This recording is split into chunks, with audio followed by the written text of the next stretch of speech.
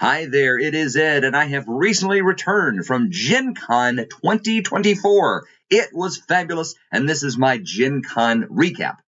As you may have heard me say in the past, Gen Con is my father-son trip with my son. Neither of us hunt, nor do we fish, and we have no interest in sports. But we both like to play games, so for the past several years, well, ever since he was about 12 years old, Gen Con has been our father-son trip. It was even more special this year because he is married and lives in Ireland, and he was able to fly back and go with me for the best 4 days in gaming. This year I didn't take as many pictures as I have in the past, but real quick, enjoy these sights and brief little video clips from Gen Con 2024.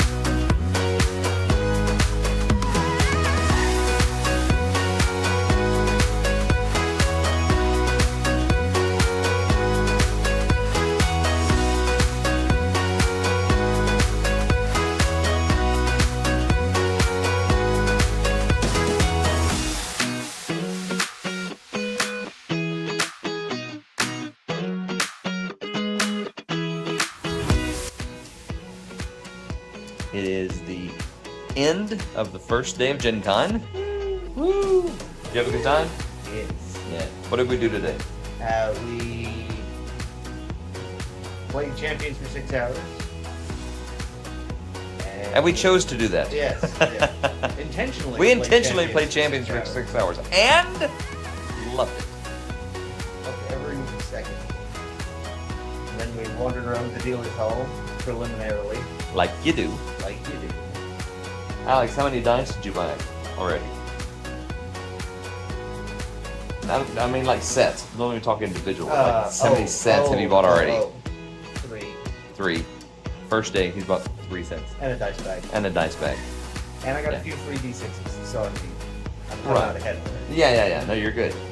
Oh, but no, also the ones that came in my Shadowrun starter box, so they come with D6s as well. So. Right, so you got some there. Yeah. Excellent. And what else? I helped out with some puppet stuff, and that went pretty well. Ooh, and the Edwardian era, intrigue. Yes, so there's a role-playing game. It's sort of a story game where you play Regency characters at the end of the world where unspeakable, unnameable horrors have invaded the world. It's like a Jane Austen Cthulhu. Yeah. It's like, yeah. If Jane Austen, or let's say less talented, somebody like Charlotte Bronte. I'm sorry, that's my personal bias. Let's say she and H.P. Lovecraft had a love child. That's what this would be. It's like Mrs. Havisham is actually a great old one. I would actually have read Great Expectations and enjoyed it more had that been true. That would improve my opinion of that book greatly. Anyway, so that's kind of, and then we kind of wandered around just a little bit, saw a couple of things that were still going on, and now we're going to get ready to go to bed because tomorrow is what? It's Dealer's Hall. Dealer's Hall Day. We have planned all day to go through the Dealer's Hall from one end to the other. 7 hours. 7 hours, and we're hoping to do it. Which would you rather do? 7 hours in the Dealer's Hall or 6 hours of Champions? Ooh, who's running Champions? If it's our friend Joe, then it's a toss-up for me. Really? You'd rather? I would rather play Champions. Then $7 in Dealer's Hall? Really? Interesting. All the people? Well, I don't mind all the people. That's Okay. the thing. See, we're going to do Dealer's Hall, and Friday is not as bad as Saturday. If you've never been, Saturday is the day where everybody is able to come, and it is a nut. It's full on all day. But yeah, tomorrow's the Dealer Hall day. We're going to go. We've marked some things. Oh, in case you've never seen it, they do give you a coupon book, and you get deal discounts of some things. It's like, buy a certain amount. There's some good stuff in there this year. Yes, there's good stuff. You get free dice sometimes. You'll get a free special little expansion for a game. You might get a discount if you buy a certain amount. You have a variety of things like that. Some of it have no interest in it, but there's some pretty cool stuff in there. So we're going to check that out. I'll also check out various demos and purchase a few things, probably. I got a few books that I've got my eyes on. Alex has already bought a couple of things. A couple more things that he's looking into. So yeah, that... Dice. And Always more obviously dice. more dice. I can almost say without fear of contradiction that Alex will go to the Chessex booth at some point before we leave on Sunday and will get a pitcher full of dice. Yeah. I think this is, I could bet. At least one. At least one. I think this is a bet I would easily win. I mean, there are 3 Chessex movies, so I mean, I could Ah. get 3. Odds are high. At least one. But that is the end of day 1.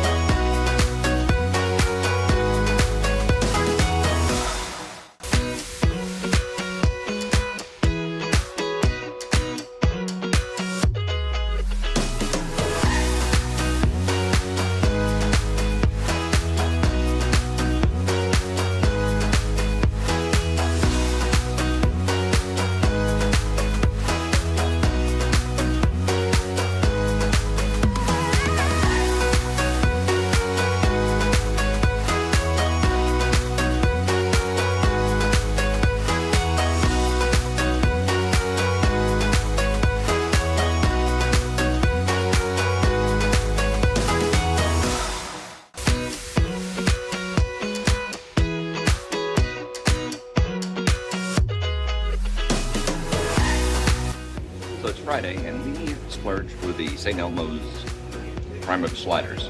Alex, can you give us your review? Tasty. They are really good. The meat is very tender, so yeah, well worth the money.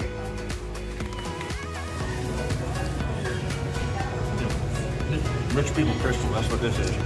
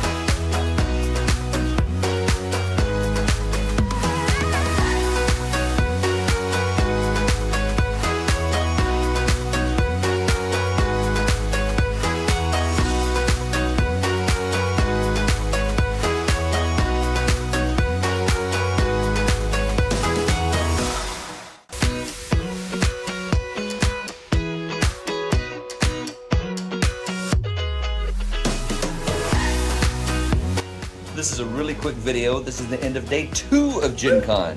How are we feeling? Yeah. Sure. All right. In the vernacular of the peasantry, I'd give out. I'm plumb near give out. Yes, we did mostly dealer room today, which is massive, and spent lots of money, bought some cool stuff, and Lots of money. well, okay, we did. decent We amount. spent a decent amount of money. Not as much as some, but less than others. True. Yeah, but got some really cool stuff, and a couple of things I'm thinking about. Are you done, or do you think there's a couple of things you might still get?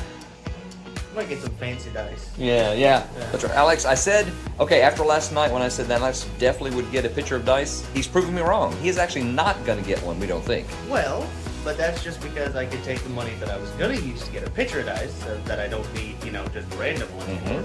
Or I could take it, spend a little bit extra money on that, and get a new set of fancy, like, gemstone dice. So, Yes. I mean, Which I think is a smart move in your Sure. situation. So anyway, so tomorrow I have a show to do, so that's one reason this is going to be kind of short. Doing a show, puppet show tomorrow morning. Then we're going to do some consignment sale, maybe a little bit more. that's when we'll spend a lot of money. We'll That's probably right. spend a lot of money there. Then maybe a little more dealers hall, meet some friends for a late lunch, and then you have Can of Whoop-Ass. one of the best events, maybe the best event at Gen Con, called. Can of Whoop-Ass. That's right, and we play. Actually, Alex plays every year. I've only played once. It was great. You won the 1 year you played. I did win the 1 year I played, but that's neither here nor there. It's a great event. If you ever go to Gen Con, definitely get into Can of Whoop-Ass, and we'll hopefully see you tomorrow night. Yeah.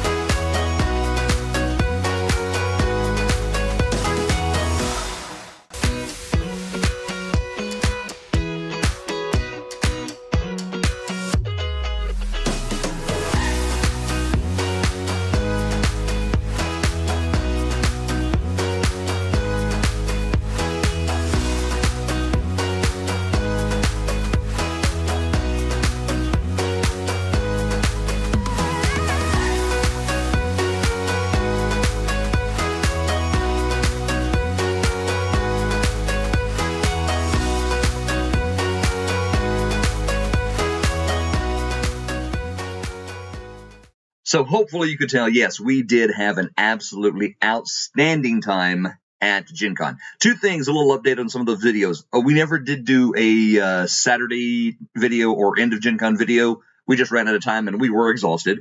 Alex did not buy a pitcher of dice. I was 100% wrong, but he did buy a really nice set of sapphire dice. They were gorgeous. Also, as I said, he participated in Can of Whoop-Ass. Can of Whoop-Ass is an arena, a brawl. You have many characters, and it's all based on champions rules, and the characters are based on, what am I trying to say, pop culture references. He has always played Stewie Griffin. He's been playing that character for many years, and he was never able to win. I am happy, overjoyed, and thrilled to report that this year, Alex won Can of Whoop-Ass with Stewie Griffin. I was so happy for him, so proud of him. And when you win with the character, you get to retire the character that you used to win. And then you get sprayed with silly string, which is all part of it. Anyway, yeah, had a great time. With that being said, also, I'm going to show you some of the stuff I got at Gen Con. So, in no particular order, we have, all right, first of all, Strange World. Picked this up at the Indie Press Revolution booth. Strange World, a very small little game there. It does say your ship has crashed on a distant alien world. You have no choice but to set out and explore this forbidding landscape in hope of finding the resources to repair your ship and return home. It is a small role-playing game for 1 to 5 players. Figured I'd probably play this solo, but I'm a big sucker for any kind of exploration game, so yeah, got that. Strange World. Looking forward to checking into this. Let's see what else. Oh, also got, and this is something I've heard about for a while, but I got Pirate Borg. Pirate Borg is based on the Mork Bjorg. I forget how to say that. Anyway, it's based on those rules, which is kind of an old school Renaissance OSR based game, sort of basic Dungeons and Dragons. I got it. It did come with a little end paper here, and it also came with this map of the Dark Caribbean, which was quite nice, like this, and a picture of a map on the back. So we have that. And it also came with a little errata sticker, because this is the errata from the first printing. So it has this little sticker here, and it tells you where it goes. You can just replace the present text with whatever this is supposed to say. Interesting. So I did buy this. I bought this mainly because I am running a pirate-themed adventure with some of the kids. Like I said, the kids that I'm doing a professional gaming for. One of them is a pirate-themed adventure. I'd heard a lot about this. I knew it had a lot of pirate-themed tables, generators. I probably won't use the specific rules, and maybe not the specific classes. I'm having a hard time speaking, but I'm probably going to use a lot of the random tables. It is a great-looking book. The artwork is very evocative for that dark Caribbean kind of vibe they're going for. We have a history here. Roll some D12s, D6s, a lot of random tables, like I was saying. For your ability scores, we have all of your classes here. And then we have things like your starting weapons, equipment, which is always handy to have, some idiosyncrasies, unfortunate incidents and conditions. Here are a thing of importance. We have ancient relics, so a little adventure starters there, arcane rituals. We have naval combat. I actually use the same person that wrote the Limithron's Guide to Naval Combat for 5th edition, and those are the naval combat rules I use in my class. And when I said, they actually had the Limithron naval combat rules there at the booth, and I said, well, I actually use those. So, well, if you use those, you'll find a lot familiar, because basically the rules in here are a simplified version of the 5e rules. Anyway, yeah, so very happy to see that. Got a lot of different ship types. Then we have a bunch of monsters that are available. And we have derelict ship generator. We have ships at sea and their cargo. Things that I will definitely need in my other. We have treasure maps. You can't have a pirate adventure without treasure maps. Come on, what are you thinking? We have riddles. We have uncharted islands. We have stopping a pirate can be dangerous to your health. We have jobs and quests. We have an adventure called Curse of Skeleton Point. So yeah, lots of great stuff in here. So I foresee getting a lot of use out of Pirate Borg. All right.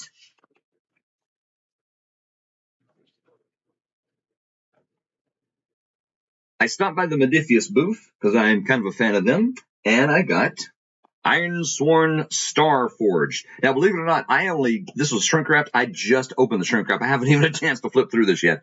But yeah, it is a either guided, co-op, or solo adventure. You may be familiar with the fantasy version that's just called Ironsworn. Well, this is the science fiction version. And interesting in this, it is quite a hefty book. I've had my eye on this for quite a while. So just a quick backwards flip through, exploring the depths. If I remember correctly, it is a little travelerish. I think you do have some sector world creation rules in here. Actually, let's just look. See, do we have that? All right. Action roll, momentum, progress tracks, legacy tracks, condition meters, impacts, assets, equipment, vehicles, oracles, navigating the forge, and flow of play. So maybe not. I might be wrong about that. It might just be the adventure, or not the adventure, but the rules. Anyway, so yeah, but I'm looking forward into getting into this. If you've seen Trevor Duvall's Me, Myself, and Die, he uses Ironsworn as the rules for his season 2. By the way, I saw Trevor Duvall there. I saw him 3 times, actually. One time wandering the hallway. I saw him one time at the Columbia Games Harn booth, because he's a big fan of that. And I saw him a third time walking through, and I just leaned in and said, "Hey, man, love your stuff." And he's like, "Thanks." Very pleasant guy. That was the end of our interaction.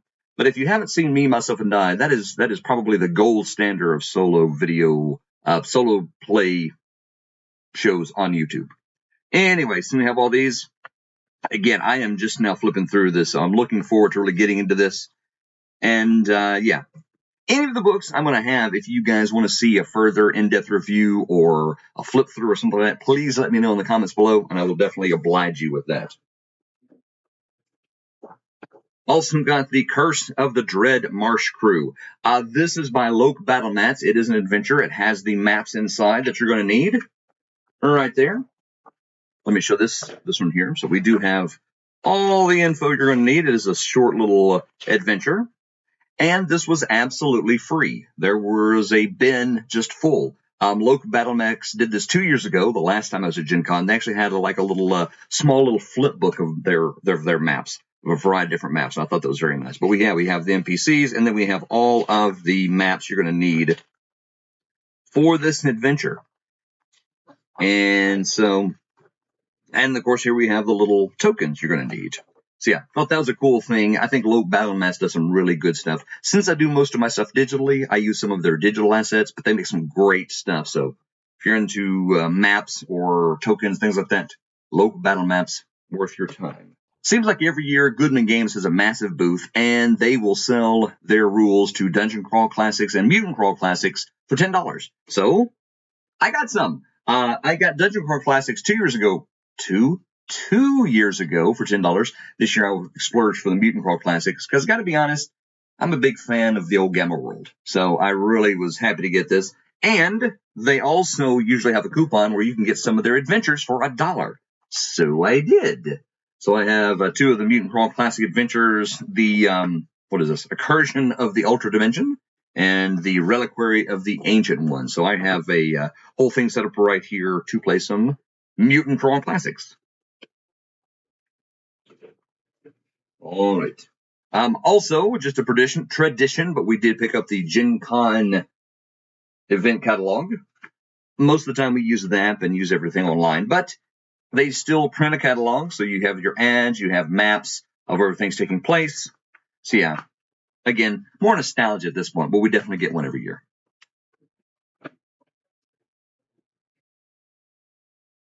I picked up the Mini Dungeon Tome from AAW Games. I think it stands for Adventure Week. Pretty sure of that. Now I was sort of browsing through their booth when my son went to the facilities, and I saw this. Okay, it's another tome of mini dungeons. But there was one specific thing in this book that sold me on this book. Let me show you what I'm talking about. So right here. Oh, by the way, the guys who made the books, wrote some of the stuff, did sign it for me after I bought it, so I thought that was very kind. But if you look in here, this is the thing that sold me. Right here, the first couple of pages, you'll see that we have all these little notations in color. And this is every single adventure in the book, and it will list how many players it's for, how many characters, What is the level? It also tells you the author.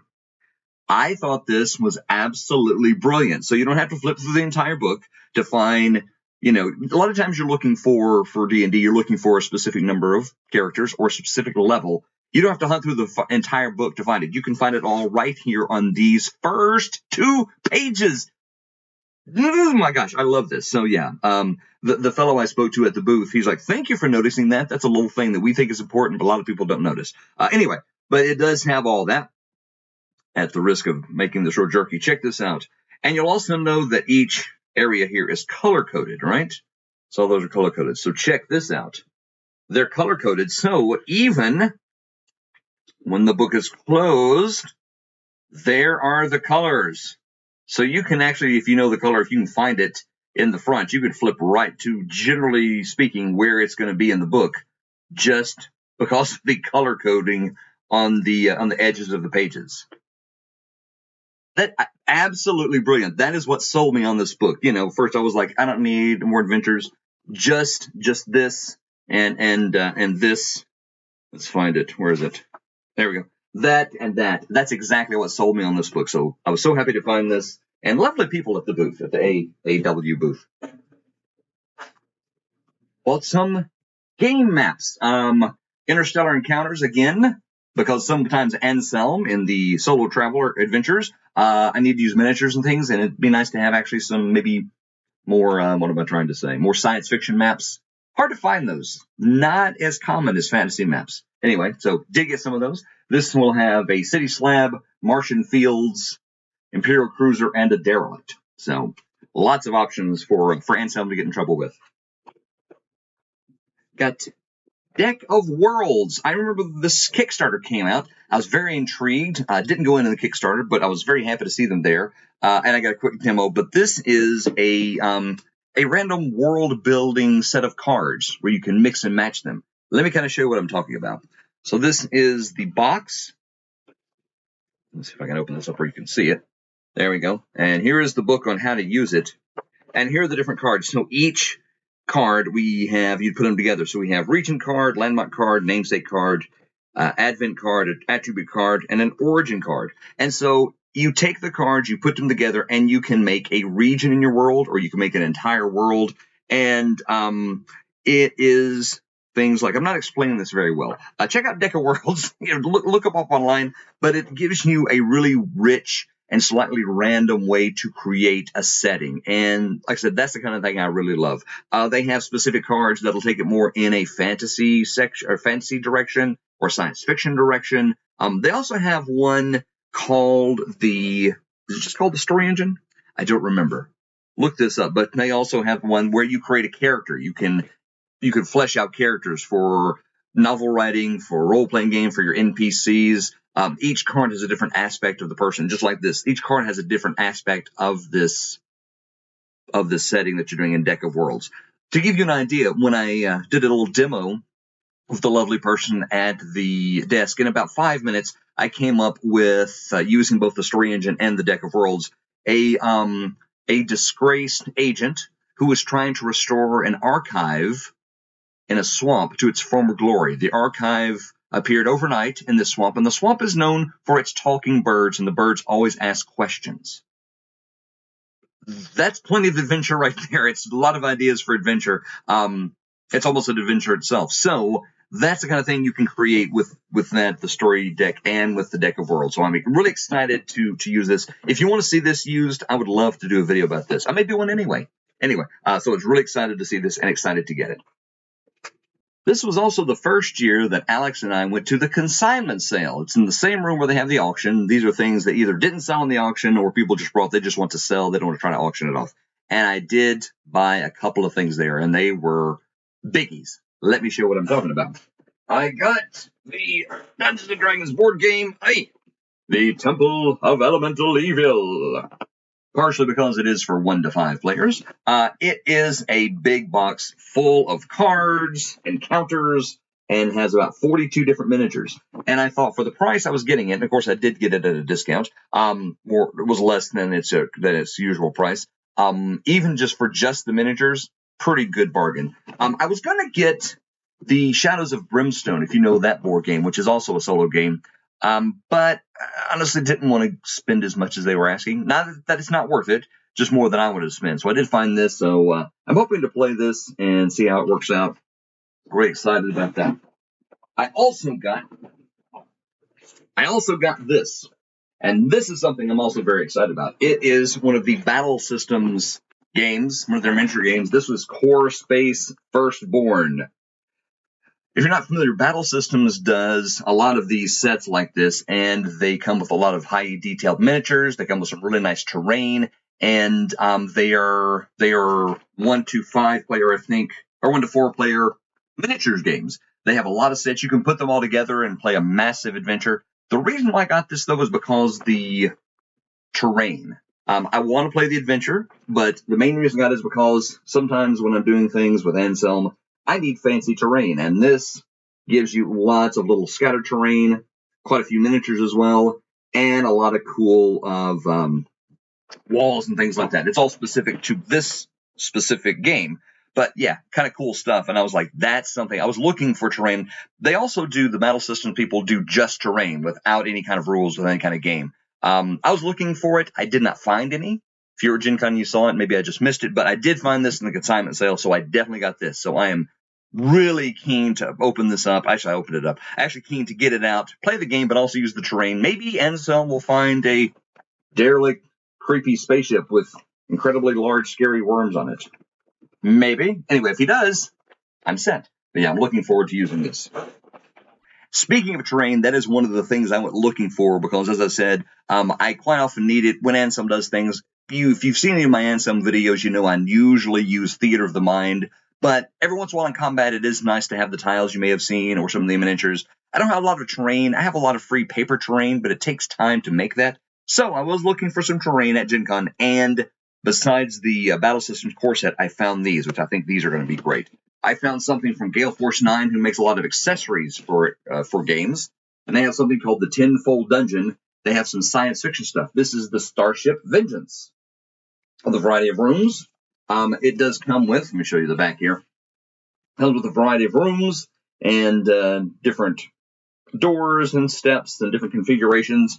And so one of the reasons I'm also looking for terrain is I do have a few solo miniatures games that I wanted to use. I have 5 parsecs from home, so you need some terrain for that. I could use cardboard tubes and shoeboxes, but, you know, this is a little more fancy. I have that. I also have a couple of other solo games. I have a lot of pulp games that are miniature games that are solo games. So I'm looking for more terrain. I'm still going to make some of the paper stuff, but finding this already made was cool. So I did splurge. I got the Starship Vengeance, and I got in big boxes.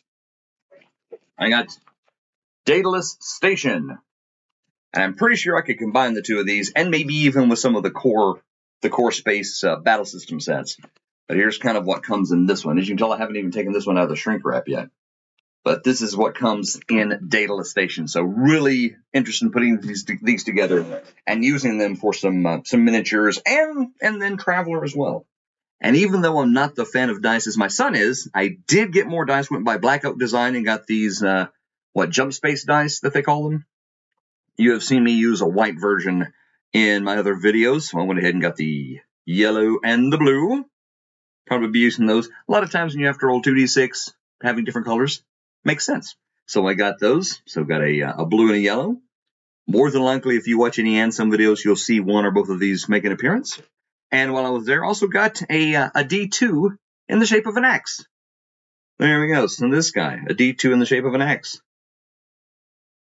I don't know why. It was there. I was like, oh, so I got that. Anyway, and I got a free dice. A few of the booths will give you a free die if you give them a coupon. So I got a free D6 because I need more D6. Here's some more odds and ends I got. They were passing out little buttons for Catan.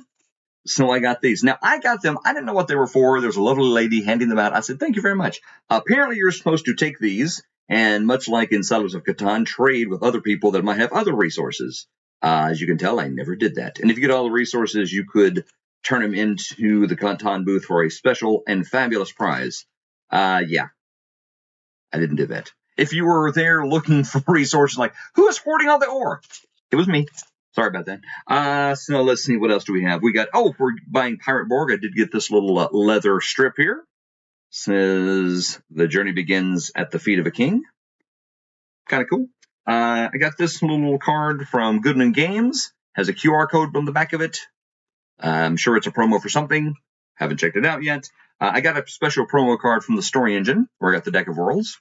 This is an agent card, so that was cool. Let's see. Oh, got a, from GamingHonors.com, got a pencil for spinning a big wheel. Let's see. I got another one of those. I got, there's a person that made books that had leather bindings, and they had faces on them. A lot of them look like mimics. Two vastly different monsters. Why would you get them confused? But anyway, they had some rare stuff, so I got their card to potentially check them out later. I know people who might like these for Christmas, so that's why I checked that out. Now, a few things I did not get at Gen Con. I was looking for Dragonbane, saw it, almost got it, decided not to. I don't foresee myself using it, even though it looks gorgeous, and I think the game is a lot of fun. I've heard a lot of good stuff about it. I also did not get Shadow Dark, although I did get a postcard with some really cool art. Not because I don't like Shadow Dark, not because I don't think it's a great game, but I don't foresee myself using it again. But maybe, now that I didn't get it, I'm like, well, some of those random tables they have in the back of the book could be handy when I'm doing some of my adventures with the paid DMing. So I'm still up in the air about Shadow Dark, but I didn't get it this time. I did get a card from Dwarven Forge. I got an Indie Press Revolution card, and they said if there are any PDFs connected with that Strange World game I got, send them the receipt, and they'll happily send those to me. Thought that was nice.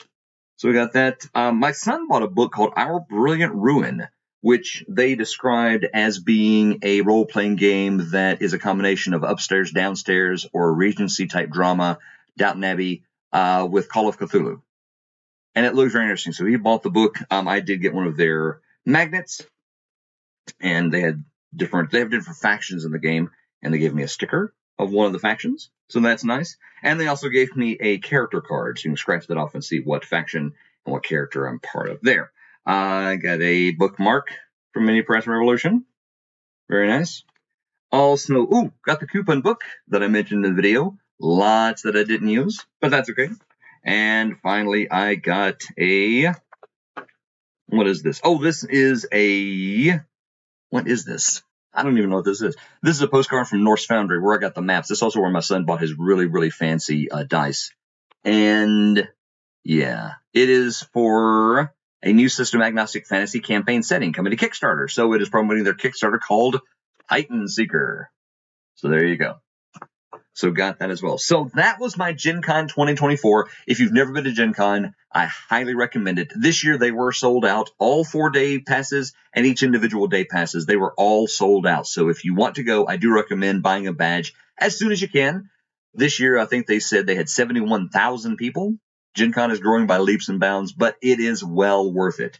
Anyway, that is all I have today. Thank you so much for watching this video. If you went to Gen Con, please tell me about it. Leave some comments down below what you liked, maybe something you didn't care for, what events you played in that you enjoyed. Please feel free to link to stuff you got. I'd love to see your loot pile, what kind of stuff you got. There will be more and some videos coming up in the near future, potentially with some really swank kicking terrain. We'll see. Anyway, hope you enjoyed it, and I will see you next time.